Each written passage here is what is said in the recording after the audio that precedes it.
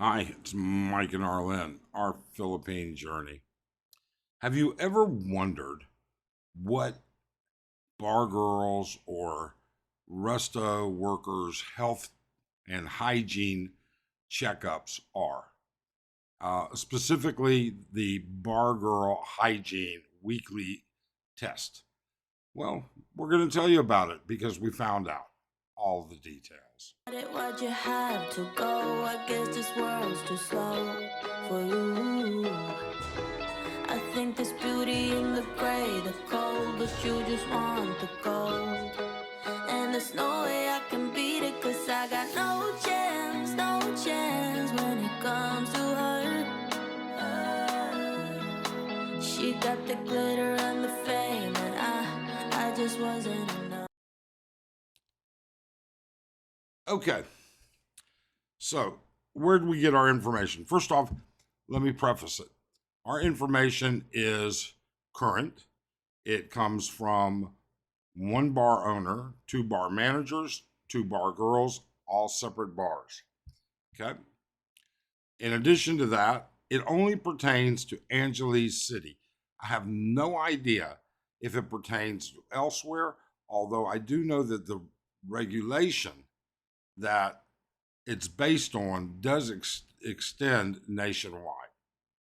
Secondly, hey, look, if you appreciate the effort that we put forward and the content we bring forth, please feel free to subscribe and hit the thumbs up. We'd certainly appreciate it.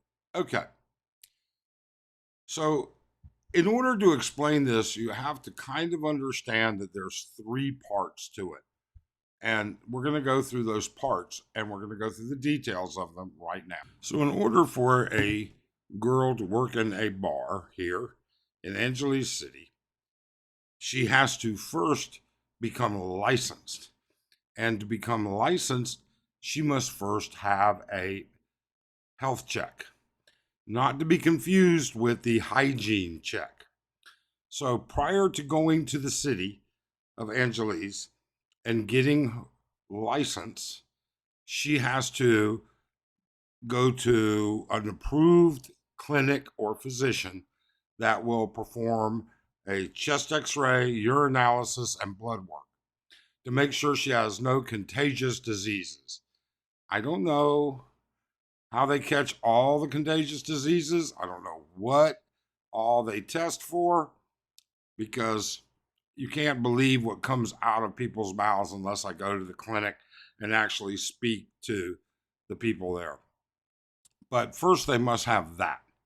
Then, after they have all of that and they have their documents, all right, they're going to have to provide proof of who they are, birth certificate, a couple of 2x2 photos, and some other stuff, all right. But more so, they have to prove who they are. And it's actually, we know some people who know people that have been turned down. So they do look at this stuff. They will go to the city with that information. They can then pay the fee to become a licensed worker, and that then gives them an ID. All right, the ID will have the registration number, their registration number. It'll have the date it was issued, the date it expires, which is 1 year. It will have their address at the time. It will have other information, their name, their photo, and that will be signed off on by two different administrative officers within the Department of Health and Mayor Poggi and the chief medical officer of the Department of Health. So I think trying to scam your way through that is pretty risky. Not saying it doesn't happen, just saying could be pretty risky. Okay, now they have a license. Well, in addition to that, they have to have a job waiting for them because the license is specific to the bar. Now, it is apparently not difficult to get that license transferred. There's a small fee. if, when they decide to go work at another bar. Okay. And I'm not going to go into how they do that, but it happens. So now they've done their first checkup. And the biggest piece of that is probably the chest x ray, because tuberculosis is so heavy in the Philippines, and that is a highly contagious disease. Now they can work at the bar. Now, when they work at the bar, they have to then every week, all right, and each bar has its day. So, for instance, there are a couple of testing sites, if I'm not mistaken, but the major site is right down a Santos Street, right down from Tequila Reef. Okay. And, there'll be 4 or 5 bars on Monday and different, 4 or 5 other bars on Tuesday, Wednesday, Thursday, Friday, 5 days a week. So they go in. Now, here's where things get a little interesting. You're talking about hygiene, and let's not be foolish or childish here. We know exactly what this is. We don't condone pay for play, but that's what this is all about. So, in order for this to take place, they have to have their hygiene check every week. And if city officials or health officials walk into that bar, or even, I guess, even the police walk into that bar and they want to see people's paperwork, if that isn't provided, they'll shut that bar right down and go through everybody's paperwork. I have never seen them shut down a Wolfpack bar, but I have seen them shut down, and I'm sure people have seen them shut down Wolfpack bars.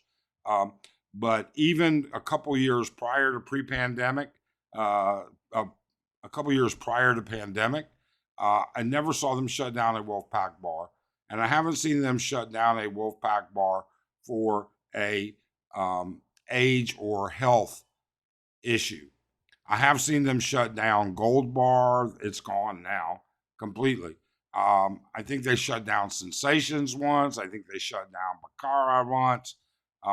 It doesn't end. Even the new bar that got, shut down, it's not a new bar, but the most recent bar to get shut down, Viking. Apparently they couldn't find any reasonable other errors, or they just didn't want to deal with it. They shut that bar down for health code violations. Rats, mice, droppings, dirty kitchen, the whole 9 yards. The Koreans are just not known for keeping clean places. That's just the truth. Okay, so every week she has to go get a new hygiene test. So what happens? Well, there'll be a visual inspection of her hoo-ha. In addition to that, there'll be a simple swab, and that's it. There'll be no urinalysis, no blood work, nothing. Okay? It'll be a clinical questionnaire and a swab and visual inspection. Now, when the swab, the way that works is it's kind of like a extra long Q-tip. They get in that little hoo-ha there, or big hoo-ha, whatever. All right, get some substance, and then they'll smear it on a slide. They put the slide under a microscope, and then they look at the bacteria, or look for bacteria and flora. There's nothing in there that's going to identify that bacteria. There's no culture done. It's either going to be excess or in normal limits. If it's in normal limits, she gets a little piece of paper, says, you're on your way, you're good to go. If it's in excess, she gets nothing. She had not work, she gets no pass, and the bar will not allow her on the floor. Okay? Or that's the way it's supposed to be. And you and I both know nothing is absolute. Nothing happens all the time. People break the rules, but I'm telling you what's supposed to happen. So now let's say she fails. Well, if she fails, she'll get, in most instances, it'll be a antibiotic suppository. In some instances, it's oral pills, antibiotic, on the first go around. Now she has to wait a week, go back, have it done again. If it's clean, she's good to go. She gets her little slip of paper and she's good to work. If it's not clean, she'll get another round of antibiotics and probably a stronger mix, all right, or a more targeted mix. It's the best word I'm really going to be able to come up with without getting complicated. On the third go around, we're talking about injectable antibiotics, and it'll end up being cultured for a specific bacterial definition. They'll want to know what kind of bacteria it is, and they're going to grow it. Now, who pays for all this? The health check, the first health check, not the hygiene check, the health check. The girl will pay for it, or the mama-san that's bringing the girl in will pay for it, or the bar, if she's one of their favorites or well known to them or whatever, will pay for it. Okay, but in many instances, for average Filipino girls coming from the province that have never worked in a bar, it's the mama-san, and they have to pay the mama-san back. Who pays for hygiene? Okay, the bars pay for hygiene test number 1. They'll pay for hygiene test number 2, but not the antibiotics. The first round of antibiotics, the bar pays for. The second round is on the girl. And after that, everything is on the girl. Now, I would caution you to think about a few things. The first one is this is really and truly technologically in the dark ages when it comes to tracing STDs. Number 2, you do realize that you can get oral STDs. You just got to keep that in mind, okay? Kissing these girls is taking your own life into your hands in certain instances. Well, everything's taking your life into your hands, but this may be extending that risk just a little bit. Finally, I would say, you know something? There's corruption everywhere. And I bet there might be some corruption in this. I would trust some bars more than I would trust others. But in the end, do you really trust any of them? Is it worth that risk? Finally, I would say this: freelancers, Tinder girls, Facebook girls. Many of those girls, many of them are the girls that can't work this week. So they're looking for something else. In addition to that, there is no health check for dating girls, the girls that you pick up at Mega Dance and at Elite and other clubs. There's nothing for them. No check whatsoever. The customers that you pick up, not the employees at those institutions. Okay?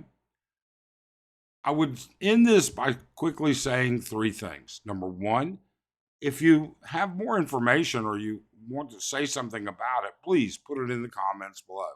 Number 2, practice safe. Be safe. It's not worth it. It simply is not worth it at all. And finally, number 3, if you're not going to be A or B, leave the freelancers alone. They are such a huge risk. Your comments, your thoughts, let us know. Take care.